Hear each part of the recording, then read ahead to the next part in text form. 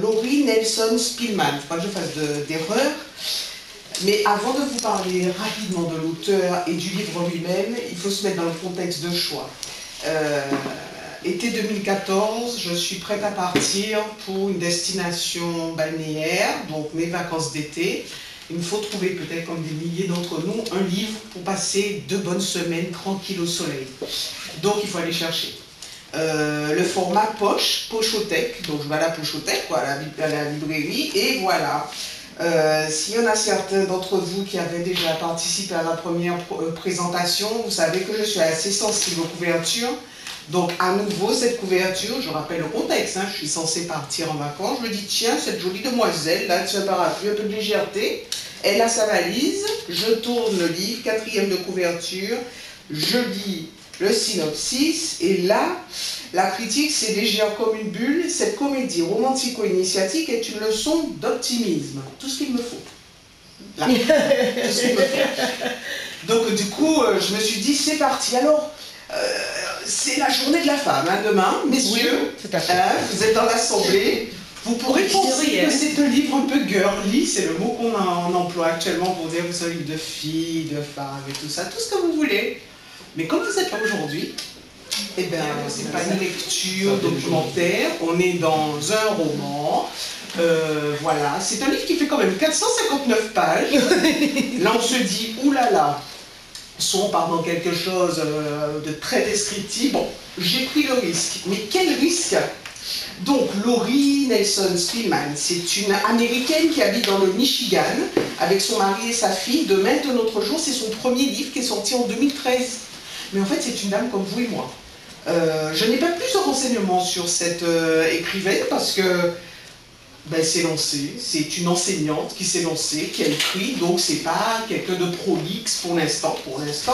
Néanmoins, ce livre, cette histoire, a obtenu les droits pour une production cinématographique. C'est la Fox qui a remporté le marché, donc on devrait le voir peut-être un jour, voilà. Donc, l'histoire de ce petit roman, c'est Brett Bollinger. Brett Bollinger, c'est une trentenaire, dynamique, un peu comme moi, quoi. Enfin, une trentenaire. Non, mais il fallait que je le lise, celui-là. Donc, une trentenaire. Elle est la 3e d'une fratrie de 3.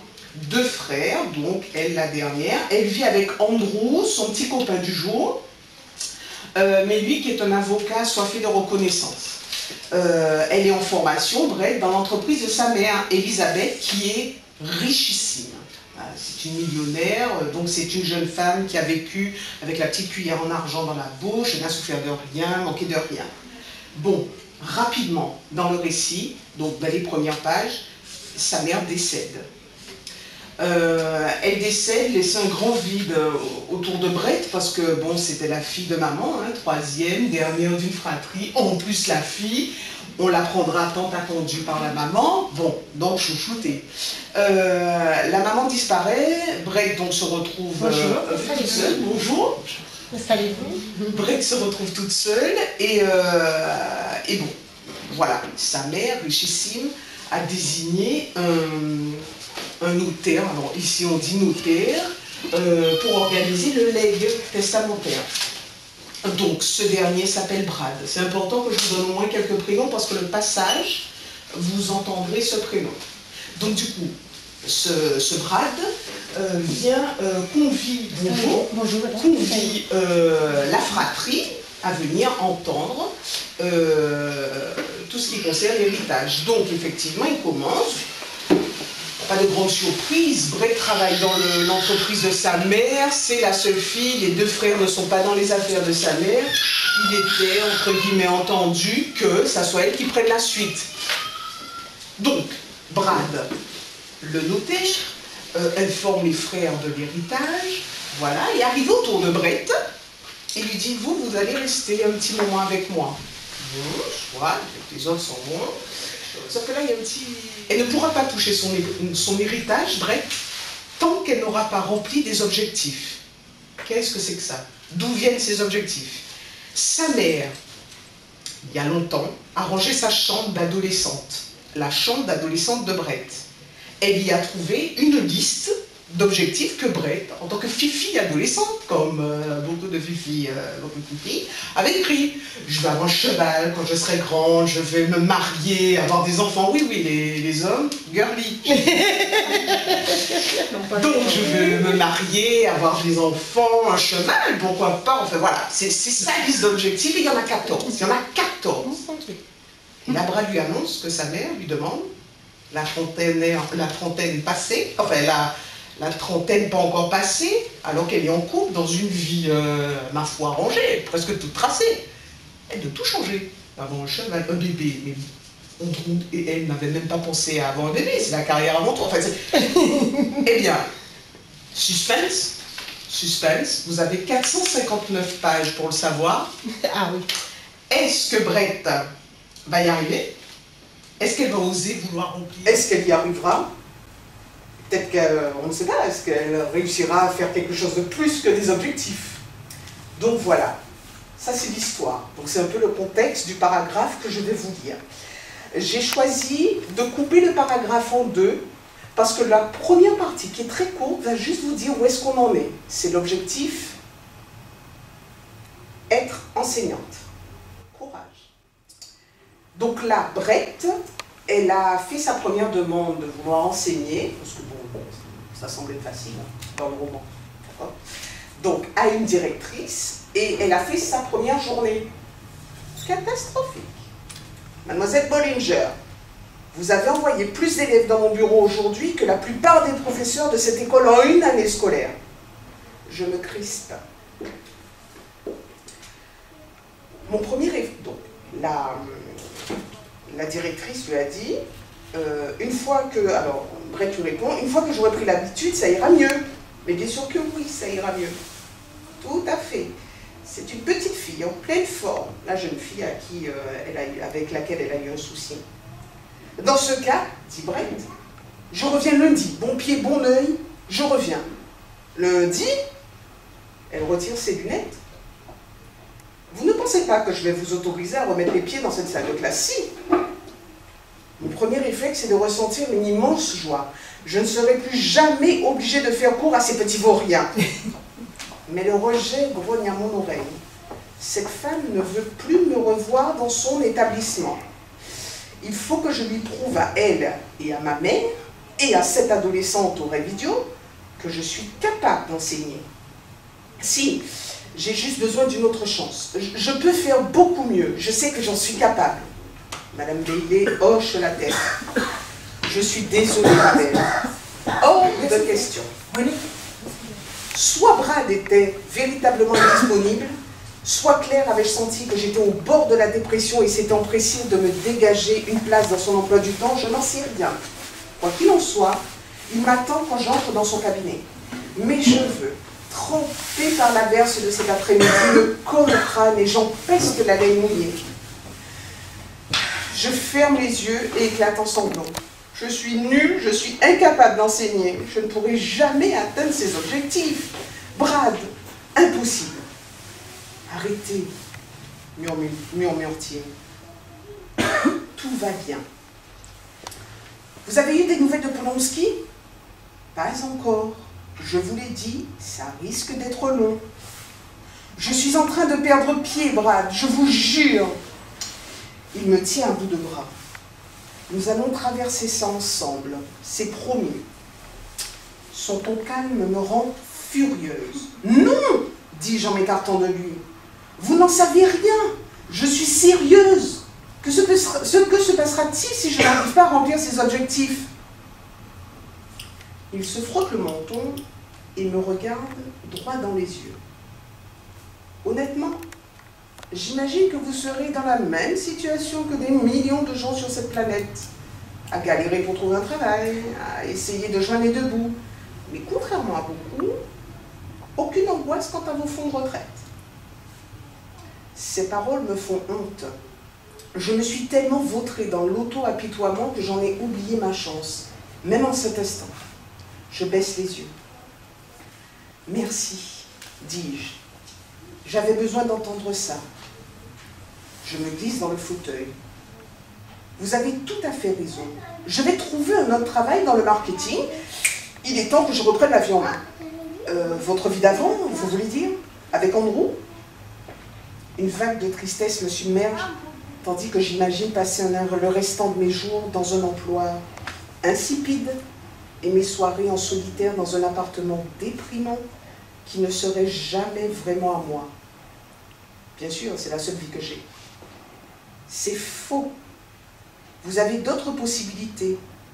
C'est ce que votre mère essaye de vous expliquer. Je hoche la tête et je sens la frustration me gagner à nouveau. Vous ne comprenez rien.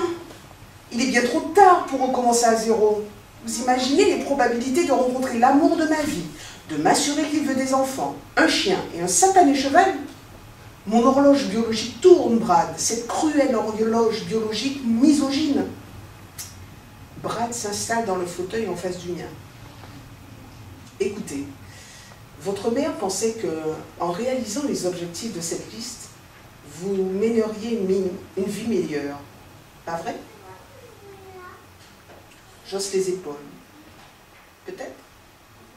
Votre mère vous a-t-elle jamais fait défaut? Non, dis-je en soupirant. Alors faites en sorte de réussir. Mais comment? Dis-je en me retenant de crier. En retrouvant la petite fille courageuse que vous étiez. Vous accusez votre mère d'être lâche, mais vous n'êtes pas mieux. Vous voulez atteindre ces objectifs, je le sais. Mais vous êtes trop apeuré pour tenter votre chance. Allez exaucer vos rêves, Bee. Faites-le, et maintenant. Voilà. Ça y est, c'est la fin de ce passage. Croustillant.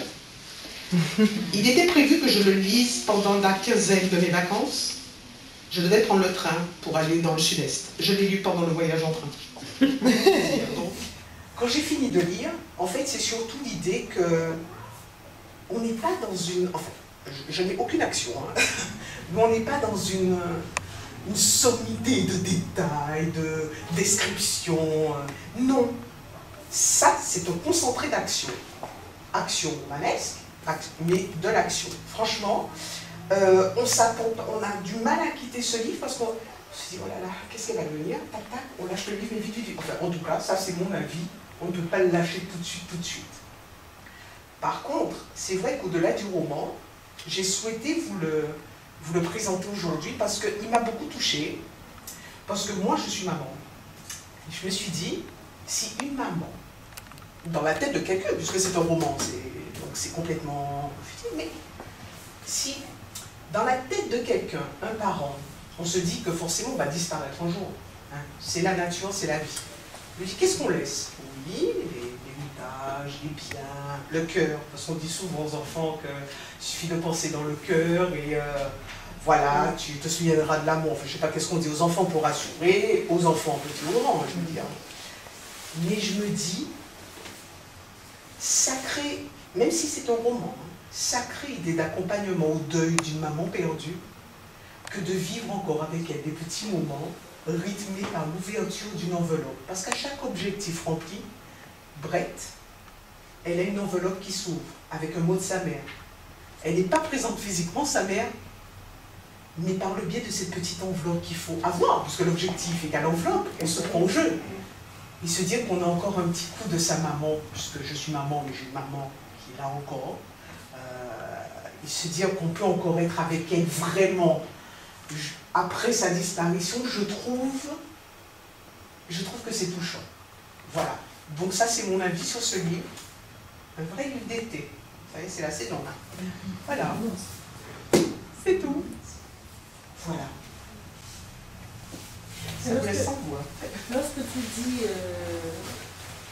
le fait qu'on ait un petit mot de sa maman, c'est vrai que c'est touchant, mais ça peut être double tranchant, ça peut être motivant, comme ça peut être aussi déprimant. Ça peut être la lourd. nature a fait Oui, qu'il est une fin, il faut que les gens disparaissent et qu'on apprenne à vivre sans. C'est ça la vie. C'est ça la vie.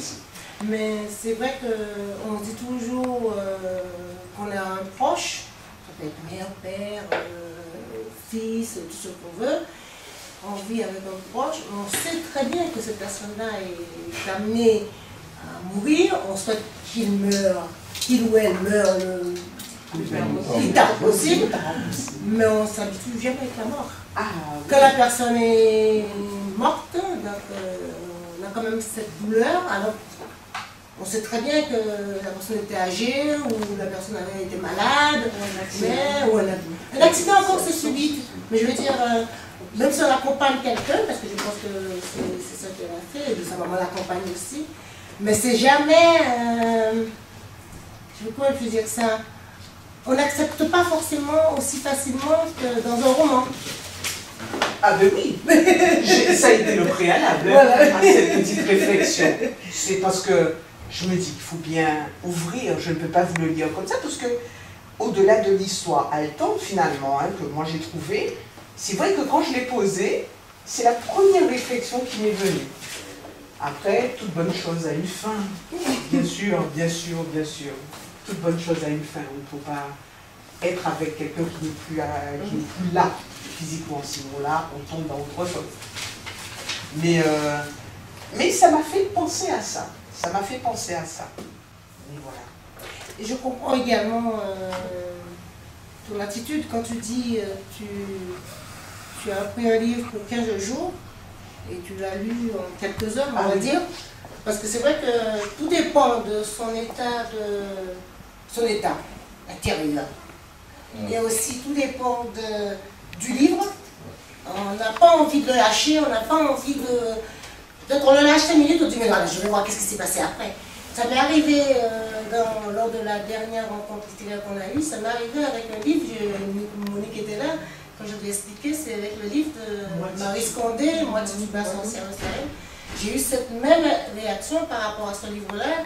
Je rentrais le soir, il fallait que je lise, à midi, il fallait que je lise. J'avais envie de savoir qu'est-ce qui s'est passé. Et c'est vrai que 459 pages, c'est pas rien. Parce que ça peut effrayer beaucoup de personnes. Mais je pense aussi que tout dépend de la personne. Tout dépend de... Il y a des gens qui n'aiment pas lire, ils vont voir un livre, ils vont l'ouvrir 459 pages. Ah non, non, c'est pas pour moi ça. Voilà, c'est... C'est l'histoire. Je pense qu'il y a beaucoup d'humour dedans. Oh oui, voilà. C'est ça aussi. C'est ça aussi. Tu vois, ça te tient, il y a l'histoire, parce qu'elle est bien tenue, je trouve. Elle est bien tenue, crac, crac, crac, crac, crac. Et puis il y a des surprises là-dedans. C'est 459 pages, je suis contente qu'il y en ait eu.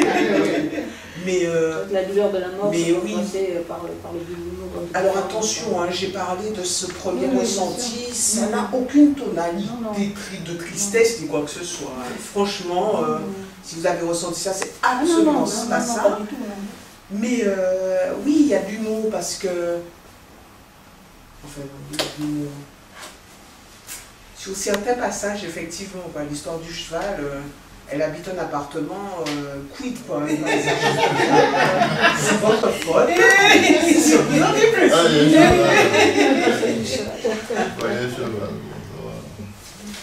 Voilà. Ce qui est aussi de bien, c'est que le fait que tu as présenté avec beaucoup d'optimisme le livre, l'histoire elle-même, tu as présenté avec d'optimisme et que c'est vrai qu'on en a besoin dans la vie, mais on recherche, tout le monde, je pense que tout le monde aspire à cela, mais tout le monde n'aspire pas forcément à lire un livre pour avoir de l'optimisme.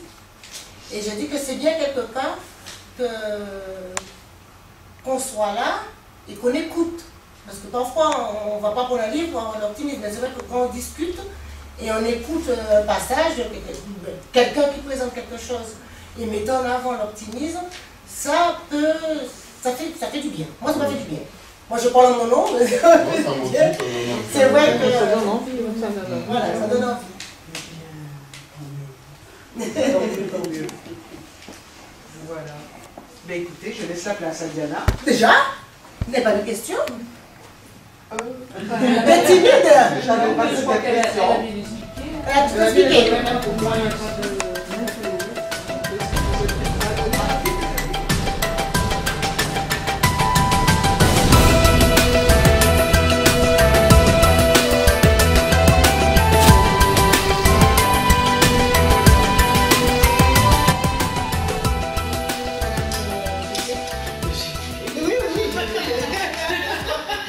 Parce que tout le monde ne connaît pas Madame Brisset. Non, c'est vrai. Madame Brisset, c'est la directrice de la bibliothèque de On fait de son mieux pour faire des recherches par rapport aux différents auteurs et à mettre en place des ouvrages. Et parfois, nous, je crois qu'on est un peu compliqués, nous. Parce qu'on choisit des auteurs. C'est des auteurs, c'est bien aussi. Moi, c'est des auteurs que vous connaissez. C'est un Hacham que vous avez eu du mal à... Mais en fait, il n'est plus édité. Et il n'a été édité que par des éditions guadeloupéennes et vraiment très... Alors, par contre, la chance que l'on a, c'est qu'à Bordeaux, c'est une grosse bibliothèque. Ces ouvrages sont disponibles à Bordeaux, mais en fait, ils sont conservés puisqu'on ne peut plus se les procurer. Donc, en fait, les bibliothèques comme ça, elles les mettent, les empreintes ne sont plus possibles pour pouvoir garder ces documents si on veut les consulter. Voilà. Mais on ne peut plus les emporter chez soi parce qu'il est très difficile de se les procurer. Il y a beaucoup de choses qui ne sont plus éditées, ou qui ont été éditées ou à compte d'auteur, ou voilà. Et donc, c'est un auteur qu'il est difficile de se procurer. Voilà. Alors c'est bien aussi de découvrir justement des auteurs qu'il est très difficile de rencontrer dans le commerce, hein, parce qu'en fait, voilà, il n'est plus possible de l'avoir. Voilà. Vous êtes national de la femme. Et également, aujourd'hui, le 7 au 22 mars, si je ne me trompe pas, c'est le printemps des poètes. Oui, c'est possible. Oui. Voilà, ça démarre aujourd'hui, je crois jusqu'au 22 mars. Alors moi, je suis nulle en date. Voilà, c'est le printemps des poètes. Donc, qui dit printemps des poètes, je crois qu'il y a des manifestations. Il y a des manifestations un peu partout dans les bibliothèques de Bordeaux. Il y en a une à Armagnac actuellement, Bordeaux, Mériadec. Voilà, nous, on n'a pas souhaité s'associer cette année au printemps des poètes puisqu'on voulait faire une grosse expo sur les chapeaux. On prend beaucoup de place, du coup on n'a pas assez d'espace pour mener des fois deux projets. La cosmopolitaine se trouve au fin mois parce que nous sommes des conteurs et aussi on a un peu d'occasion de faire tous les livres. Nous avons participé au printemps des poètes à Pessac, à la MAC, avec d'autres associations, et là c'était des contes qu'on mettait en valeur, des contes, on va dire des contes régionaux. Donc nous c'était plus des contes antillais, il y avait des contes basques, il y avait des contes occitans. Et aussi on a eu l'occasion aussi de participer au printemps des poètes toujours avec le directeur, l'ancien directeur de la MAC, mais on intervenait dans les écoles de Bordeaux. Et c'était toujours aussi, c'était un lien entre, c'est-à-dire c'était plus un lien